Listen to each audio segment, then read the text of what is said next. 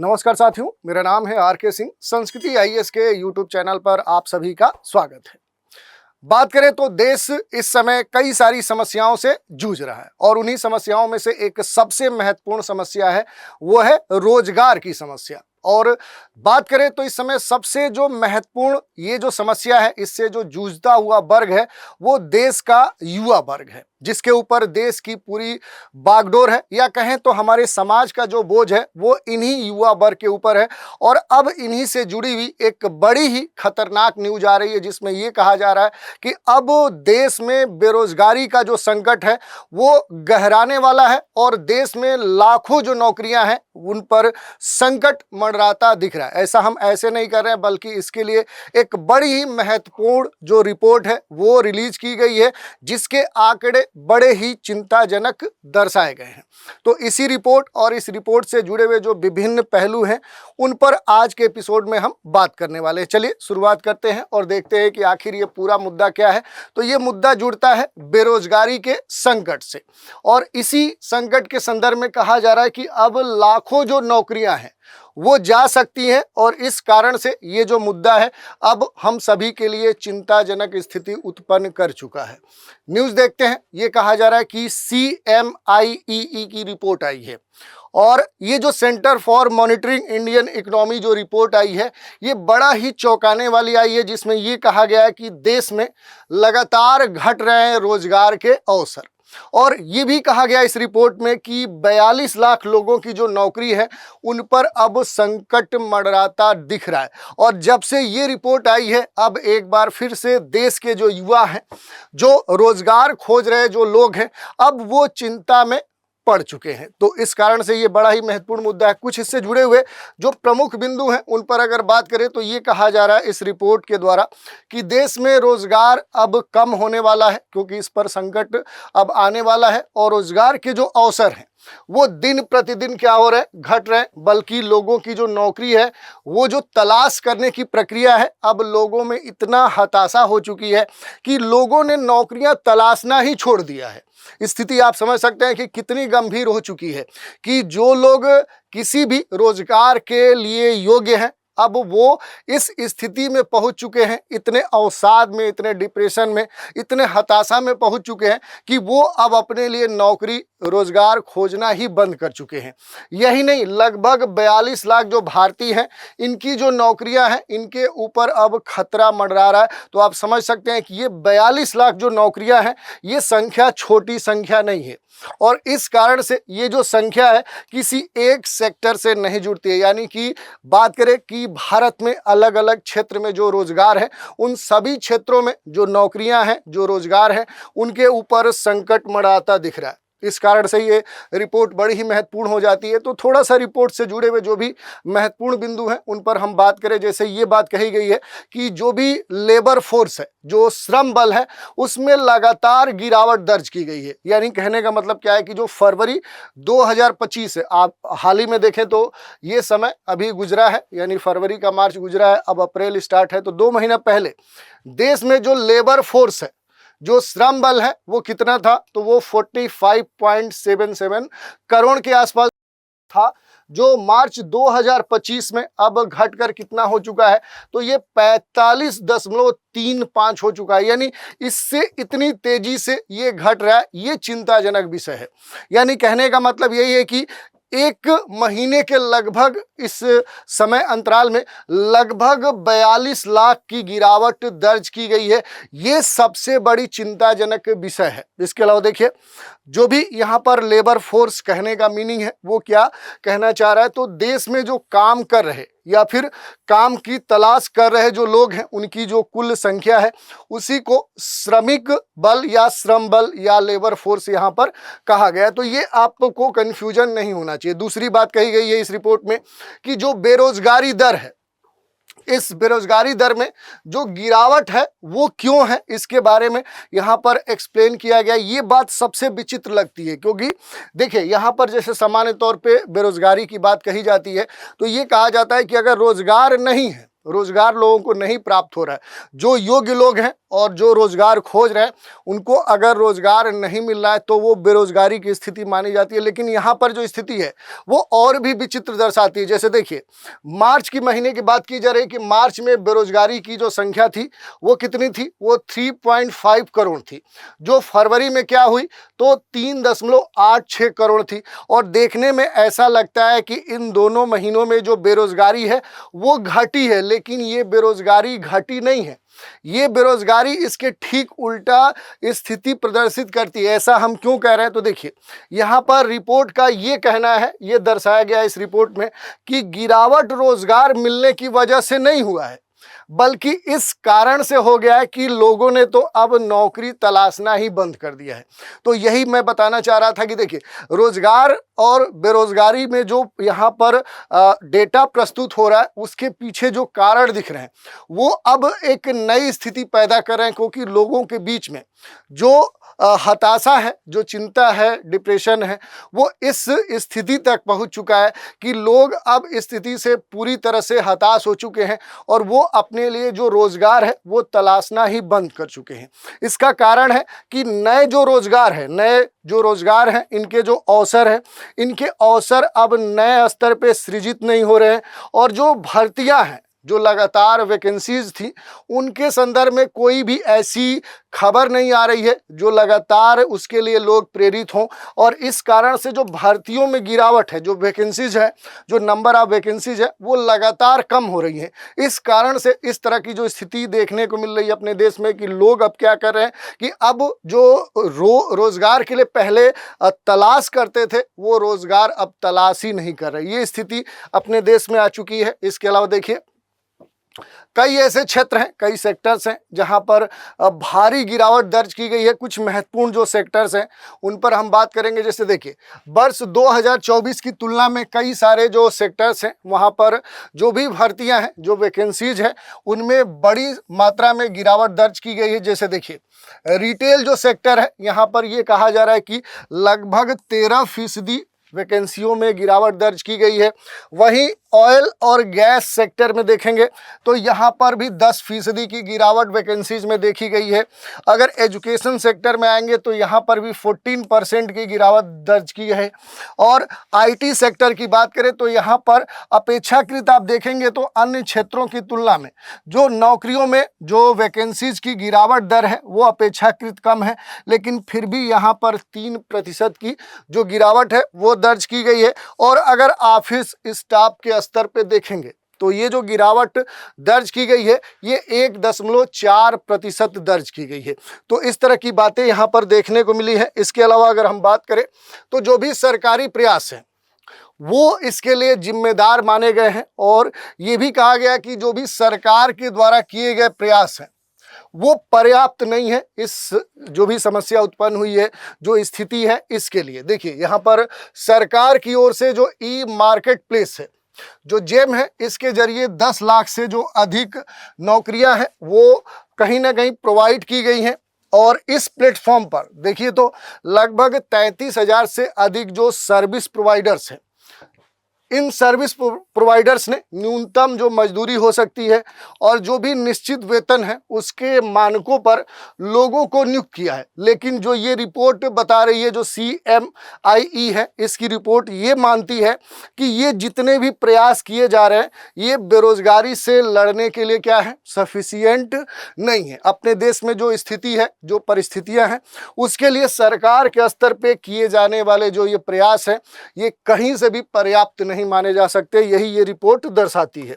इसके अलावा देखिए, अगर हम बात करें कि जो भी नौकरियां हैं, जो सर्विसेज हैं, इनके जाने के जो संभावित प्रभाव हो सकते हैं, क्योंकि अगर नौकरी जाएगी तो इसके प्रभाव दिखना निश्चित है। और वो किन किन रूपों में दिख सकते हैं, थोड़ा सा उन पर हम बात करें। जैसे देखिए, ये कहा जा रहा है कि जो घरेलू आय है, उस घरेलू आय में डोमेस्टिक जो इनकम होता है उसमें तेजी से क्या होगी कि गिरावट देखने को मिलेगी।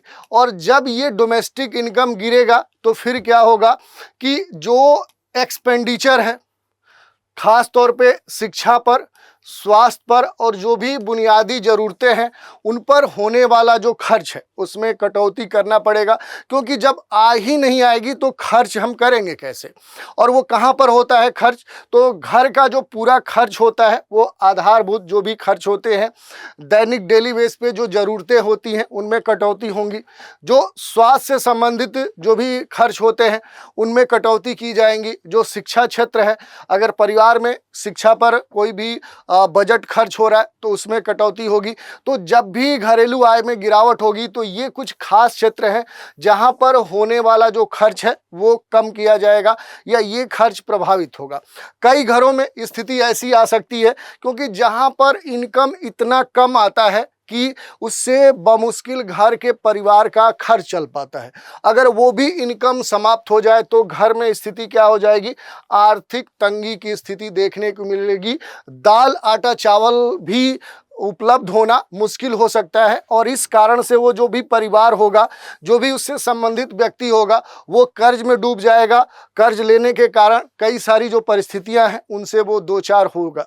तो इस तरह की स्थिति देखने को मिलेगी। इसके अलावा देखिए, जो भी उपभोक्ता खर्च है उसमें भी गिरावट दर्ज की जाएगी, क्योंकि जब नौकरी चली जाएगी, अगर नौकरी जा रही है तो नौकरी जाने से लोगों के खरीदने की जो क्षमता है, जो परचेजिंग पावर होता है, जो खर्च करने की जो क्षमता है या खरीदने की जो खर्चा है, तो जो परचेजिंग पावर है वो क्या हो जाएगा, ये कम हो जाएगा। और अगर परचेजिंग पावर कम होगा तो जो डिमांड ऑफ मार्केट है, जो मार्केट में डिमांड है, वो भी क्या हो जाएगी, कम हो जाएगी। और इसका सीधा असर कहाँ पर पड़ेगा, तो अपने देश का जो वाणिज्य और व्यापार क्षेत्र है वो कहीं ना कहीं एक तरह से देखें तो वो पूरी तरह से क्या हो जाएगा, वो डंप कर जाएगा। तो ये जो पूरा क्षेत्र है वो पूरी तरह से बर्बाद हो जाएगा। इसके अलावा देखिए, जो इकोनॉमिक जो डेवलपमेंट है, जो इकोनॉमिक ग्रोथ है, वो भी उसकी जो दर है, जो रेट है, वो भी बुरे तरीके से प्रभावित होगी। क्योंकि बड़ी संख्या में जब अपने देश के लोग बेरोजगार होंगे तो फिर क्या होगा कि देश की जो जीडीपी है, सकल घरेलू जो उत्पाद है, वो क्या होगा, वो प्रभावित होगा। और इसके प्रभावित होने से क्या होगा कि सरकार की जो आर्थिक योजनाएं हैं और उन योजनाओं पर जो निवेश सरकार करती है, उसके लिए जो आय चाहिए, उसके लिए जो बजट चाहिए, जो फंड चाहिए, उस फंड की कमी होगी। और इस कारण से कहीं ना कहीं देश का जो आर्थिक विकास है, कल्याणकारी जो योजनाएं हैं, वो बाधित हो जाएंगी। और इस कारण से कहीं ना कहीं देश में जो आम जनता की स्थिति है वो पहले से काफ़ी बदतर हो सकती है। तो इस तरह की स्थिति देखने को मिलेगी। इसके अलावा देखें तो जो मेंटल हेल्थ है उस पर भी इसका असर देखने को मिलता है कि यदि अगर अपने देश में अगर बेरोजगारी की मात्रा बढ़ेगी, रोजगार कम होगा, तो इसका सीधा सा असर कहाँ पर पड़ता है, तो वो मेंटल हेल्थ के ऊपर पड़ता है। और जो भी संबंधित व्यक्ति होता है वो डिप्रेशन में चला जाता है, अवसाद में चला जाता है, उसकी मानसिक जो स्थिति है वो खराब हो जाती है। और इस तरह की समस्याओं से जूझते हुए जो उसकी अपनी प्रोडक्टिविटी है, जो अपनी उत्पादकता है, वो पूरी तरह से समाप्त हो जाती है। और इस कारण से जो खास तौर पे जो युवा वर्ग है उसमें निराशा, आत्मविश्वास की कमी, ऐसी स्थिति देखने को मिलती है। इसके अलावा देखें तो एक और बड़ा प्रभाव देखने को मिलता है, वो है माइग्रेशन का। क्योंकि अगर लोगों में रोजगार की जो तलाश है वो तलाश कहाँ के लिए होती है, तो वो शहरों या फिर अन्य राज्यों की ओर जा सकते हैं। क्योंकि अगर उन्हें उनके स्थानीय निवास के आसपास अगर रोजगार उपलब्ध नहीं होंगे तो फिर अपनी आजीविका, जीवन निर्वहन के लिए वो क्या करेंगे, अपने स्थान से दूसरे स्थान। और सामान्य तौर पे ये स्थिति देखने को मिलती है कि जो रूरल एरियाज होते हैं वहाँ से कहाँ पर आदमी पहुँचता है, तो फिर ये अर्बन एरियाज में पहुँचता है, यानी शहरी क्षेत्रों में पहुँचता है। और इस कारण से अब दूसरे तरह की समस्या उत्पन्न हो जाएगी कि जहाँ पर ग्रामीण क्षेत्रों से जो लोग हैं वो रोजगार के लिए शहरी क्षेत्रों में पलायित करेंगे। और इस कारण से शहरों में एक तरह से देखें तो जनसंख्या वृद्धि की समस्या देखने को मिलेगी। इसके अलावा देखें तो शहरों में जनसंख्या वृद्धि होने से उससे जुड़ी हुई जो विभिन्न समस्याएं हैं उन पर खास तौर पे दबाव पड़ेगा और उस कारण से शहरों में जो स्थिति होगी वो काफ़ी बदतर हो सकती है। तो ये सारी बातें हमने देख ली कि अगर इस तरह की स्थिति हो रही है तो इसके जो प्रभाव हैं वो क्या क्या हो सकते हैं। जैसे हमने देखा कि सरकार के ऊपर जो बोझ है वो भी बढ़ेगा, क्योंकि अगर बेरोजगारी जो भत्ते हैं, जो योजनाओं की मांग है ये बढ़ेगी और इस पर सरकार क्या करेगी कि अधिक से अधिक खर्च करेगी, सब्सिडी देगी। और इन प्रकार की जो सब्सिडियां हैं, जो कल्याणकारी योजनाएं हैं, इन पर सरकार का अधिक से अधिक जो खर्च होगा। इस कारण से देखें तो सरकार के ऊपर अतिरिक्त जो आर्थिक व्यय है उसका बोझ पड़ेगा और इस कारण से सरकार की जो स्थिति होगी वो पहले से और बदतर हो जाएगी। यही नहीं, सामाजिक जो असंतोष है, अस्थिरता है, ये भी अपने समाज में देखने को मिलेगी, क्योंकि लंबे समय तक अगर लोगों को रोजगार ही नहीं प्राप्त होगा तो उनके बीच में आप निश्चित तौर पे देख सकते हैं कि आक्रोश देखने को मिलेगा, चिंता देखने को मिलेगी, अवसाद देखने को मिलेगा, लोगों के बीच में जो सामाजिक अस्थिरता है वो बढ़ जाएगा। तो इस तरह की जो स्थिति है वो देखने को मिलेगी। तो ये सारी बातें कहाँ से जुड़ेंगी, तो अब कहीं ना कहीं उस समाज में जो अपराध का दर होगा वो बढ़ जाएगा और एक नई समस्या के रूप में ये विद्यमान हो जाएगा। तो इस तरह के बहुत सारे जो प्रभाव हैं वो इसके देखने को मिल सकते हैं। इन सभी पर हमने बात की। अब इस पूरे मुद्दे के बीच में अगर देखें तो जो सबसे महत्वपूर्ण जो यहाँ पर टर्मिनोलॉजी थी वो बेरोजगारी थी। तो थोड़ा सा इसके बारे में बेसिक जो जानकारी है वो हम देख लेते हैं कि आखिर बेरोजगारी होती क्या है। तो देखिए, बेरोजगारी और कुछ नहीं है बल्कि एक ऐसी स्थिति है जब कोई व्यक्ति किसी भी रोजगार के पाने के योग्य हो और वो रोजगार पाना भी चाहता हो लेकिन फिर भी उसे उपयुक्त रोजगार प्राप्त न हो, तो ऐसी जो स्थिति है उसे ही क्या बोला जाता है, उसे बेरोजगारी कहा जाता है। और इस आधार पर आप देखेंगे तो बेरोजगारी के कई सारे टाइप्स हो सकते हैं, कई सारे प्रकार हो सकते हैं। एक एक करके सभी पर हम बात कर लेते हैं। जैसे देखिए, पहली जो बेरोजगारी है वो खुली बेरोजगारी है। कहने का मीनिंग क्या है कि जब लोग काम की तलाश कर रहे होते हैं, जो भी लोग हैं वो काम खोजना चाहते हैं लेकिन उन्हें कोई रोजगार ही नहीं मिले, तो ऐसी जो स्थिति है उसे खुली हुई बेरोजगारी कहते हैं। जैसे कोई ग्रेजुएट व्यक्ति है, वो रोजगार खोज रहा है लेकिन उसके लायक कोई रोजगार ही उपलब्ध नहीं है, तो इस स्थिति को क्या हम बोलेंगे, ये खुली बेरोजगारी है। छिपी बेरोजगारी क्या होती है, तो जब एक काम में जरूरत जितने लोगों की होती है उस जरूरत से अगर ज़्यादा लोग उसमें इन्वॉल्व हो लेकिन अतिरिक्त लोगों के द्वारा उत्पादन पर कोई फर्क ना पड़ता हो। जैसे मान लीजिए किसी भी कार्य करने के लिए 4 लोगों की ज़रूरत है लेकिन उसमें 8 लोग लगे हैं और ये जो 4 लोग काम एक्स कर सकते हैं उतना ही काम ये 8 लोग कर रहे हैं, यानी कि इसमें जो 4 लोग अतिरिक्त लगे हैं इनकी जो प्रोडक्टिविटी है वो क्या है, शून्य है। तो ऐसी जो स्थिति होती है उसे छिपी बेरोजगारी कहते हैं। और ये जो बेरोजगारी है सामान्य तौर पे कृषि क्षेत्र में देखने को मिलती है, जहां पर आप देखेंगे कि जितने लोगों की आवश्यकता है उससे अधिक लोग इन्वॉल्व होते हैं, तो इस तरह की बेरोजगारी देखने को मिलती है। इसके अलावा आप देखेंगे तो मौसमी बेरोजगारी है कि जब जो रोजगार है वो किसी एक खास वर्ष के समय में तो उपलब्ध होता है लेकिन उस समय के बाद आप देखेंगे तो बाकी वर्ष का जो समय है उसमें वो रोजगार उपलब्ध नहीं होता है। तो ऐसी जो बेरोजगारी है उसे मौसमी बेरोजगारी कहते हैं। जैसे कृषि क्षेत्र में देखेंगे तो कृषि से जुड़े हुए कई सारी जो क्रियाएं हैं, जब उन क्रियाओं की आवश्यकता होती है तो उस समय में क्या होता है कि रोजगार की अधिक उपलब्धता होती है, लेकिन जब वो कार्य खत्म हो जाता है, वो समय आगे बढ़ता है तो फिर वो रोजगार समाप्त हो जाता है। ऐसे ही आप देखेंगे जो चीनी मिलें हैं, ईंट भट्ठे आदि जैसे जो उद्योग धंधे हैं, वहाँ पर भी इस तरह की जो मौसमी बेरोजगारी है वो देखने को मिलती है। इसके अलावा आप देखेंगे जो अर्ध बेरोजगारी है, ये स्थिति कब उत्पन्न होती है, तो देखिए जब कोई भी व्यक्ति अपनी योग्यता से कम स्तर में काम करता है, यानी मान लिया कि एक व्यक्ति इंजीनियर है लेकिन उसको रोजगार ही नहीं मिल रहा है और वो स्थिति ऐसी आ जा रही है कि वो अपनी आजीविका के लिए क्या करता है, एक दिहाड़ी मजदूरी कर रहा है, तो ऐसी जो स्थिति है इसे अर्ध बेरोजगारी की स्थिति कहते हैं। और शैक्षणिक जो बेरोजगारी है, यानी कि जब शिक्षित लोग, जैसे मान लें कि कोई ग्रेजुएट व्यक्ति है, पोस्ट ग्रेजुएट है और वो भी बेरोजगार है, जैसे आप देखेंगे कि बहुत सारे लोग हैं जो ग्रेजुएट हैं, पोस्ट ग्रेजुएट हैं या पीएचडी होल्डर हैं, लेकिन उन्हें कोई भी रोज़गार नहीं मिल रहा है। तो ऐसी जो स्थिति देखने को मिलती है कि ये लोग क्या होते हैं, भटकते रहते हैं।